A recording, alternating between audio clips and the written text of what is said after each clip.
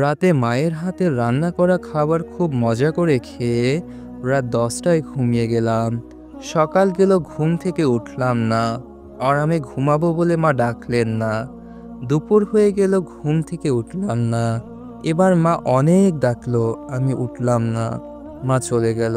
একটু পর আবার আসলো। এবার অনেক ডাকার পরেও না উঠায় মা অনেক বকলো, আমি তবু উঠলাম না। এইবার মা একটা থাপ্পড় দিল, আমি তারপরও উঠলাম না। এবার মা হাত ধরে টান দিল, কিন্তু আমার হাত পুরো শরীর নিয়ে নড়ে উঠল। শরীর আমার পাথরের ন্যায় শক্ত হয়ে গেছে। মা কিছু না বলে চুপ করে রুম থেকে বেরিয়ে বাবাকে ডেকে নিয়ে আসলো। কিন্তু বাবা অনেক ডাকার পরও আমি উঠলাম না। এইবার বাবা চোখের জল ফেলে বলছে, উঠে আয়, তোকে আর কোনো দিন কিছু বলবো না। যেমন করে থাকতে চাস থাক, তাও উঠে আয়। তোকে আজকেই ল্যাপটপ কিনে দিব। আমি অবাক হয়ে দেখছি, বাবা এত করুণা করে কোনোদিন আমাকে বলে না, অথচ আজ বলছে। আমি উঠে আসতে চাচ্ছি, কিন্তু কিছুতেই উঠতে পারছি না। এদিকে বাবা নানান রকম লোভ দেখিয়ে বলছে উঠে আসতে। একটু পর আমার বাড়িতে অনেক মানুষ চলে আসলো। ওদিকে মা কাঁদছে, কেউ মাকে সান্ত্বনা দিচ্ছে, কেউ বা বাবাকে, কেউ ভাই বোনদের সান্ত্বনা দিচ্ছে। একটু পরেই কয়েকজন এসে আমাকে খুব যত্ন করে বিছানা থেকে নামিয়ে লোহার শক্ত খাটিয়ায় শুইয়ে দিল।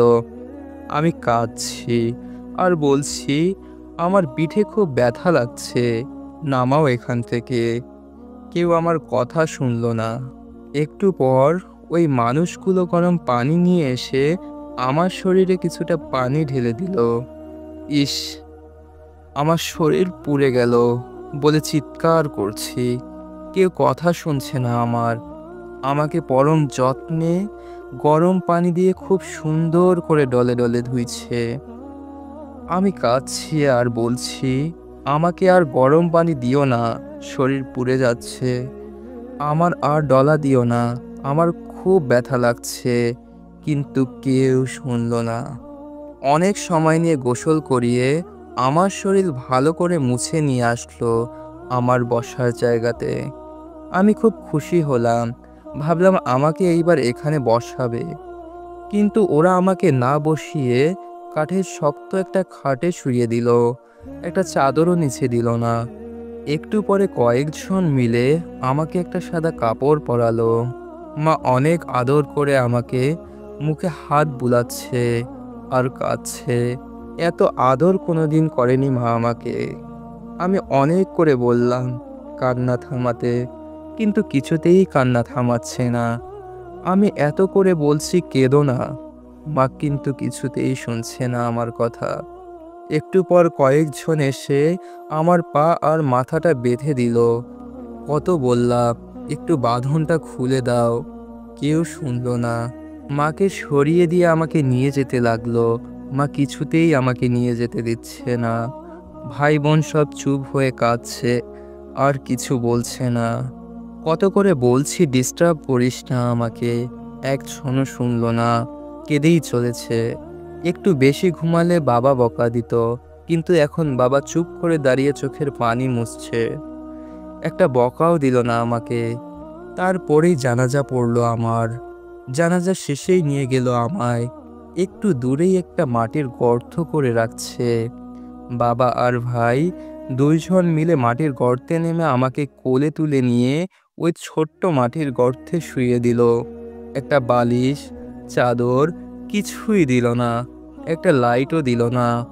আমার পা আর মাথার কাছের বাঁধনগুলো খুলে দিয়ে আমার উপর খুব তাড়াহুড়া করে কিছু কাঁচা বাঁশ দিয়ে ঢেকে দিল।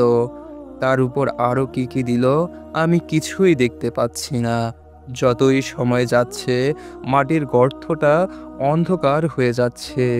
আমি চিৎকার করছি আর বলছি, এখান থেকে আমাকে বের করো, আমার খুব ভয় করছে, আমি কিচ্ছু দেখতে পাচ্ছি না।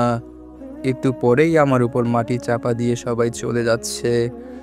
আমি ডাকছি আর বলছি, আমাকে একা রেখে যেও না। না, কেউ শুনলো না। স্বার্থপরের মতো সবাই চলে গেল। কি ভাবছেন, মৃত্যুবরণ করবেন না? আরো রং তামাশা করার বাকি আছে। আল্লাহ তাআলা আমাদের সকলকে ঈমানের সহিত মৃত্যু দান করুক।